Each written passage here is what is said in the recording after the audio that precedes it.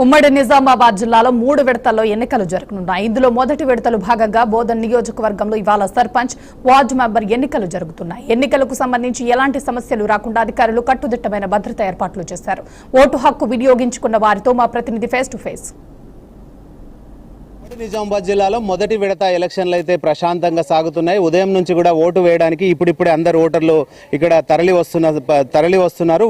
అన్ని కేంద్రాల వద్ద ఏర్పాట్లు చేశారు అధికారులు. ఇప్పటికే ఉదయం 7 గంటలకు ప్రారంభమైన ఎన్నికైతే ఇప్పుడైతే మందకొడిగా సాగుతుంది. ఎందుకంటే చలి ఎక్కువగా ఉండడం, -డిగ్రీలో ఉండడం, ఇదేదైతే చలి కారణంగా కూడా ఎలక్షన్ ఉదయం నుంచి కూడా చాలా తక్కువగా జరుగుతుంది. జిల్లా వ్యాప్తంగా కూడా ఇదే పరిస్థితి ఉంది.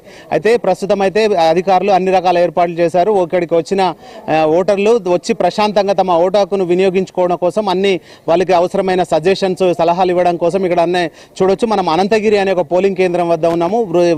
వృద్ధుల కోసం ప్రత్యేకంగా వీల్ చైర్లు కూడా ఏర్పాటు చేశారు.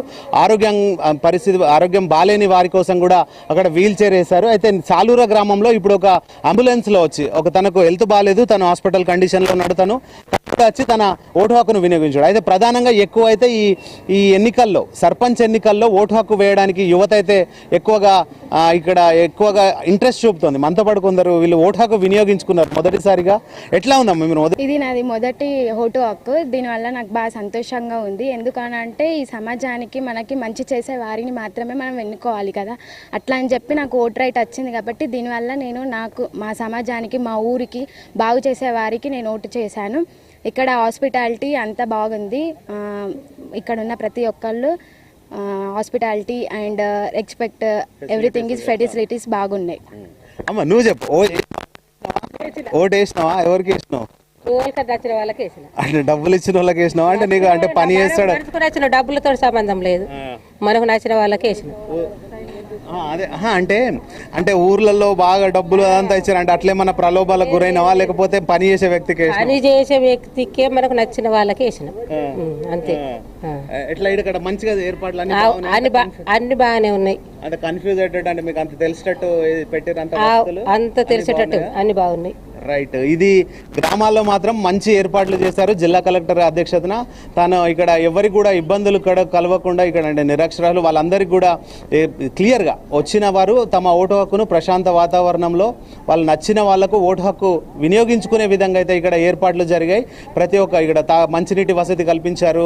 హాస్పిటల్ సిబ్బంది కూడా ప్రతి పోలింగ్ బూత్లో కూడా ఒక ఆశా వర్కర్ని ఏర్పాటు చేశారు. వారికి అవసరమైన మందులు ఏర్పాటు చేశారు.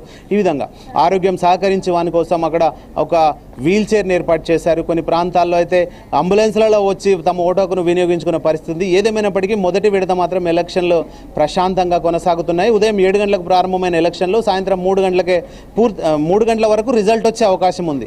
1 గంట వరకు ఎన్నిక ప్రక్రియ పూర్తవుతుంది. 1 గంటకు అది ఎన్నిక ప్రక్రియను పూర్తి చేసి సుమారు 3 నుంచి 4 గంటల మధ్యలో అభ్యర్థిని కూడా ప్రకటించే అవకాశం ఉన్నందున అధికారులు అయితే అందుకోసం ఈ గెలిచిన వాళ్ళని ప్రకటించడం కోసం అన్ని రకాల ఏర్పాట్లు కూడా పూర్తి చేశారు.